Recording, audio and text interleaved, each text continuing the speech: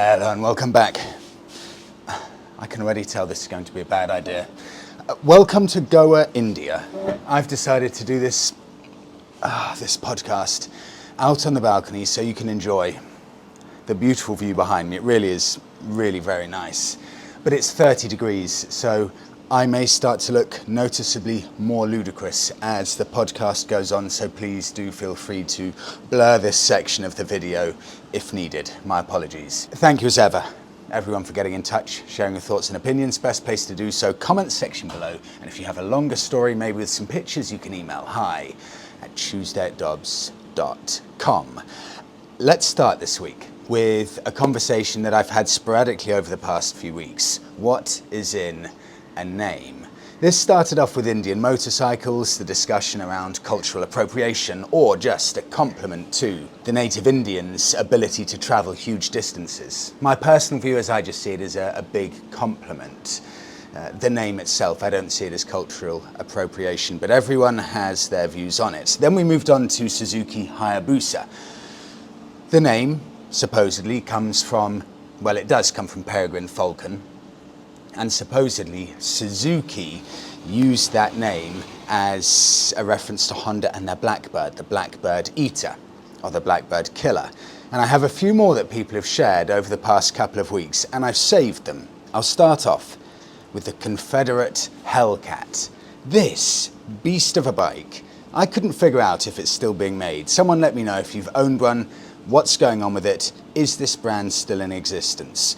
2008 onwards. I mean, have a look at these pics. This is a 2,147cc bike, 150 horsepower, named after the legendary F6F, Hellcat fighter plane of World War II. The X-32 Hellcat is the result of an uncompromised design and manufacturing approach, and it was hand-built in Louisiana.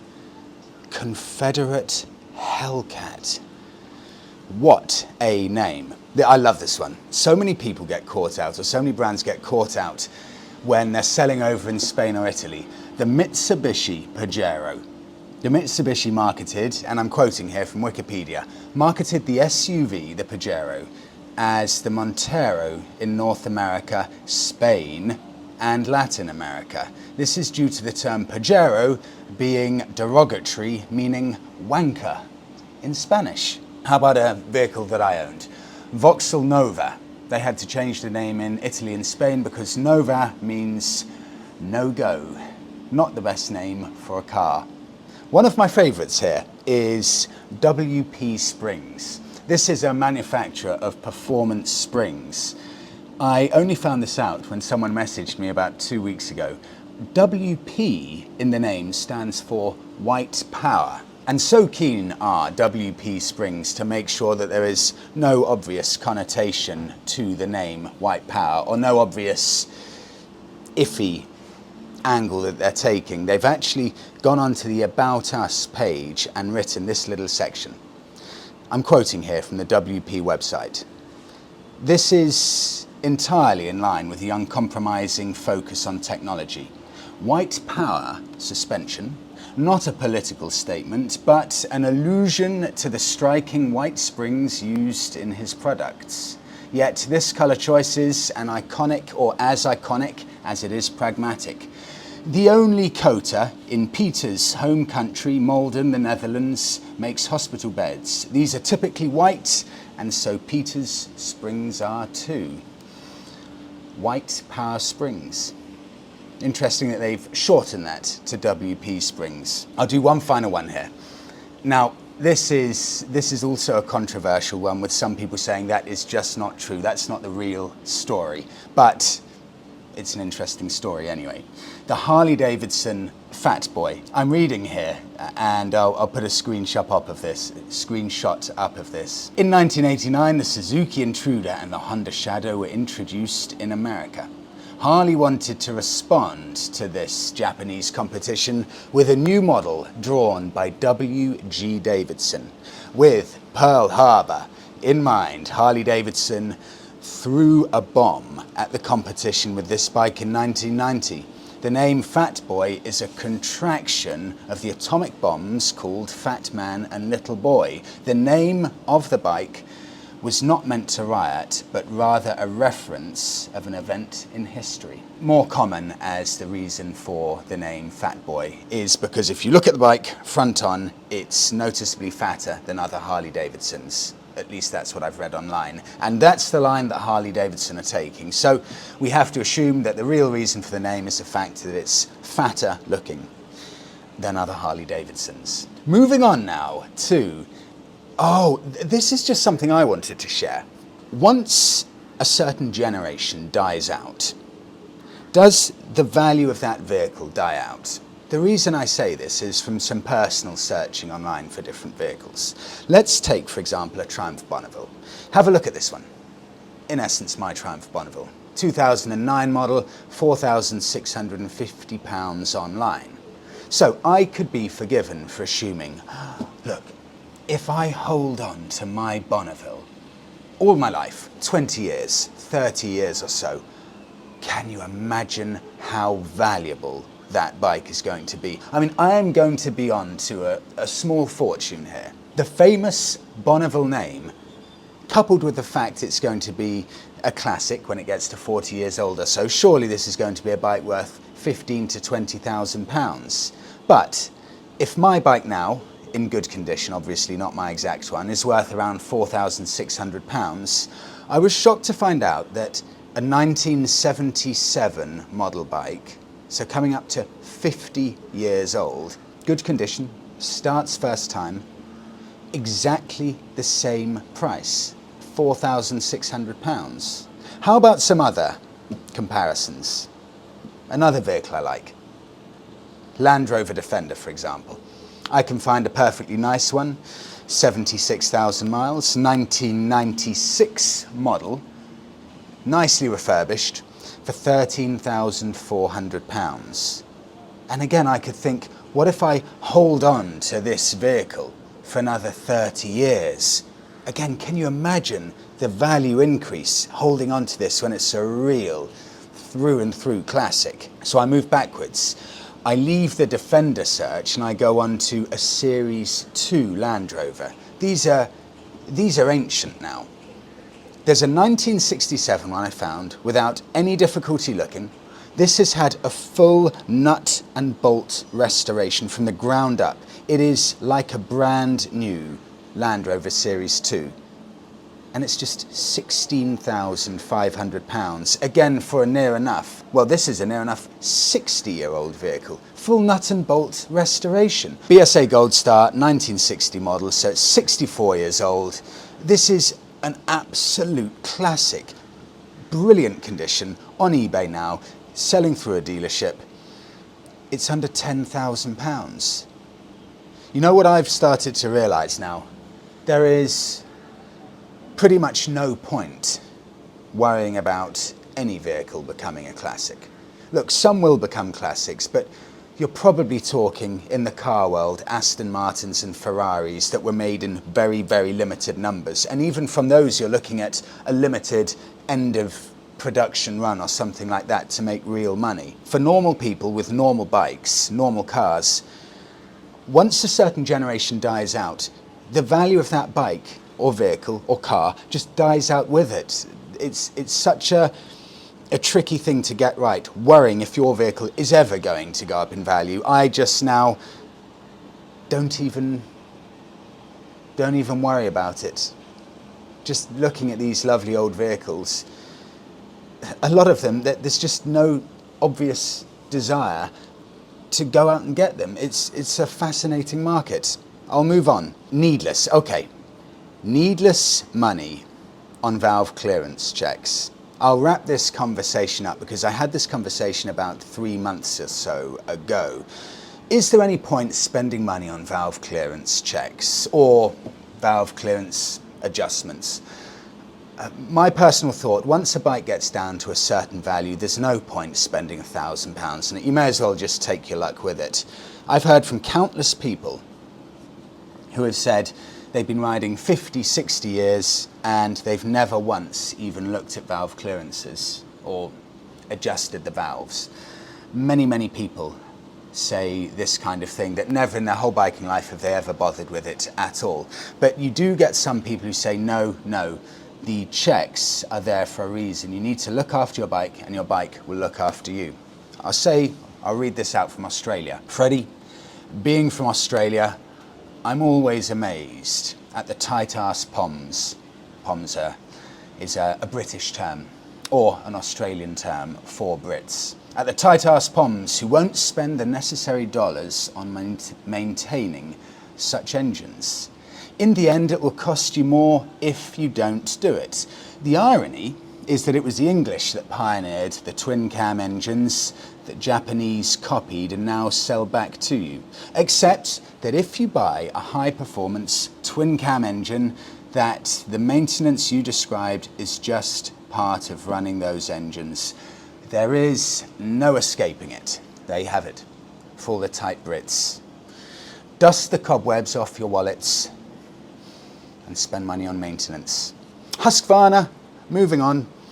In response last week to the Husqvarna Norden. What's it really like? This is from Lucas. Freddie, I love these. Have a look at these pics. They're really nice bikes. I've had a Norden for 7 months and I've done 10,000 kilometers on it. Why this bike? After owning a Triumph Tiger 1200, I wanted something lighter, but there is something more. There are not so many accessories for Triumphs on the market. If you like to customize your bike, you really can't with a Triumph Tiger. This is the reason I chose the KTM platform, and oh man, there are tons of accessories, mechanical parts, exhausts, etc. Owning a Husky or KTM, you can customize almost everything. This bike is the sweet spot between hardcore adventure / off-road and touring machine. Lots of power, very comfortable for long distances, low center of mass, fuel tank design from KTM, and lastly, not so many seen on the streets, so always attracts attention. Carrying on with the Husqvarna theme. This is from Jathan, all the way over in Puerto Rico. Freddie, last week, pictures attached here, this is brilliant. Husqvarna cruising around the island of Puerto Rico. Freddie, last week's episode you discussed Husqvarna and how you'd never mentioned one in your show before. I wanted to let you know that the Husqvarna Vitpilen 401 was my choice for my first bike back in 2019. I've been using it to discover my island of Puerto Rico. The single-cylinder engine thumps away beautifully, and it is very lightweight, giving it a good power-to-weight ratio. I've gone on trips around the island and multiple moto camping trips with it, and I could not love it more. Oh, these pics with the husky, the Swedish husky, with the palm trees in the background. These Husqvarnas are, I really think, some of the most unique looking motorbikes on the market. And if we're looking just from a stats point of view, because I've never ridden one, this is the recipe for an incredibly fun bike. On now to pathetic, shallow fashion accessories. This is from Giancarlo Benzina. Freddie, there are, and these are tips on how to buy a bike. There are a few parameters when sensibly choosing a bike. How much do you ride a year? That will determine if service and consumables have a relevant effect or not. Secondly, are you bad at negotiating a very good bike to a much lower price? Well, I should say here, yes, I'm awful at that. And the first one, I ride a lot. Second one, can I negotiate? No, I can't. Thirdly, are you any good in selling a bike in maintenance? Need to have a shiny, perfect bike. So am I good at selling a bike that's in good condition? No, I'm not.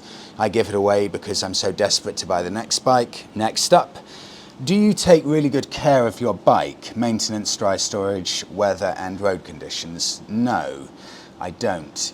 Next, before you calculate the service cost, tyres, etc., these do make a much bigger difference. The technicalities otherwise are simple. Choose a brand that has a wide dealership with trustable or trustworthy quality workshops, for example, Yamaha and Suzuki. And finally, choose a bike that's available used with 4 to 5 years old and under 30,000 kilometers, in lasting demand but relatively simple or low complex accessories, or low complex and accessible, for example, V-twins. Anything basically with widely available parts. Ta-da! What do we have? Suzuki V-Strom 650 or the Suzuki SV650. Ugly? We'll make it look nicer. Yes, I know. Harley Davidson, Moto Guzzi, all that. You are a fool if you believe it yourself. Evolution Harleys and Le Mans Californias are too old and need constant attention and maintenance, or an expensive professional full rebuild. V7 Moto Guzzis are the crap of yesterday. They worked in the city, but only when new. You're stubborn. This is referring to me, I think. You're stubborn and you want to tell me Harley Davidson stories, yes? Buy one and then tell me how cheap you got on with it. It's all beep, bull, ... Unless you can apply the main principles of good purchase, perfect maintenance and hero-like selling, any other Moto Guzzi, Harley Davidson will cost you loads of money. Parts ain't cheap on a Harley. Not now, not yesterday, not ever before. Your Odyssey, with Triumph, well, you bought a fashion device, not a motorcycle. Trinkley has been clear on that since 1995. I think that's Hinckley has been clear on that since 1995. This amazes me. Giancarlo, with a name like Giancarlo Benzina.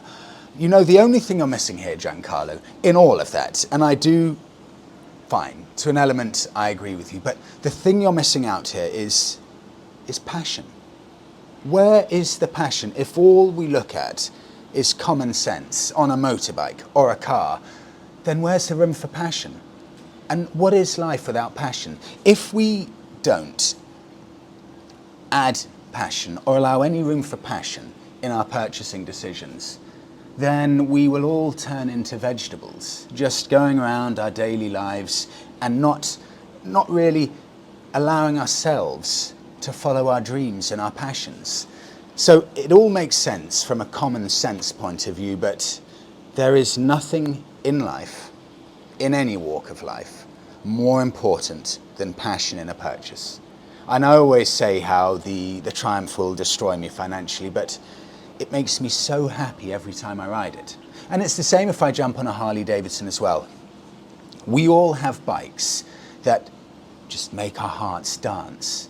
That's the most important factor when choosing a bike. Okay, unless you need a winter hack for commuting, but apart from that, there is nothing more important than the passionate side of things. It goes passion up here when I'm choosing a bike, so high that it's even above the camera. Something that won't financially destroy me. That's the only level I need there. And at the very, very bottom, do you know, it's pathetic, I don't even know. I'll just add something to make me sound like a proper biker. Dynamism and brakes. I'm just talking nonsense. It's just passion and looks for me, basically. That's it. That's the truth. Giancarlo, I loved it though. Thank you for sending that over. That is, I mean, that's a very good set of lists, but you know what? It's too much work, me looking at that and thinking I have to religiously look after my bike and keep it in a garage and make sure that it doesn't get any rust on it or it never gets a dent. It's too much work. It's too much. I'll move on. Giancarlo, thank you. Bike of the week. This just rolls on perfectly from Giancarlo. The Moto Guzzi, California.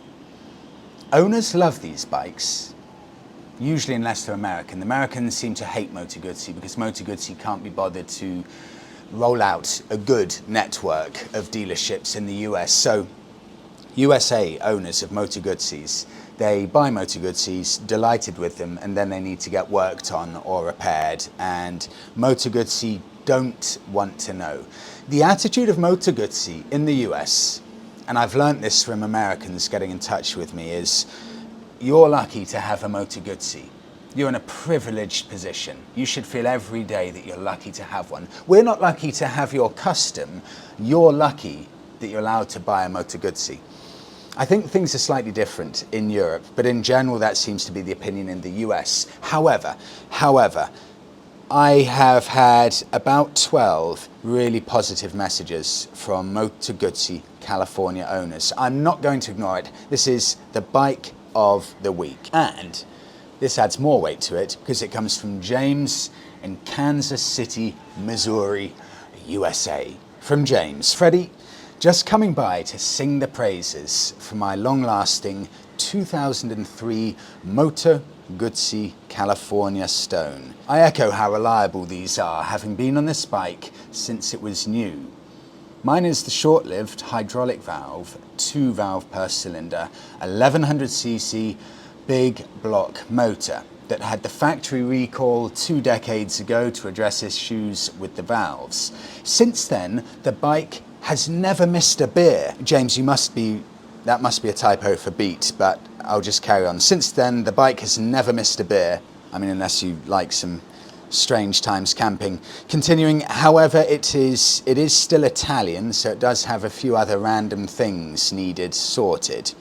I haven't racked up the miles of the Sportster rider who wrote in with 400,000 miles on the clock, but at 40,000 miles, again, this is Italian, so I have gone through 3 speedometers and I have no real clue what the actual mileage is, but it makes no difference as I'll never get rid of it. It's still going strong and I would hop on to ride across the states. These hydro valve California models from 2003 to 2004, so just 2 years, can now be had for almost no money.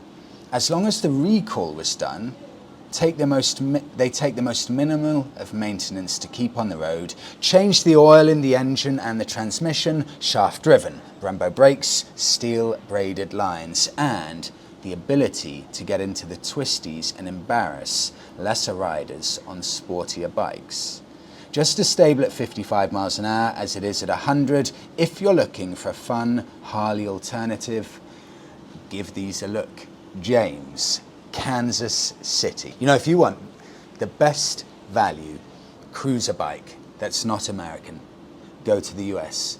Because, generalizing massively here, Americans only want Harley Davidsons and to a lesser extent Indian.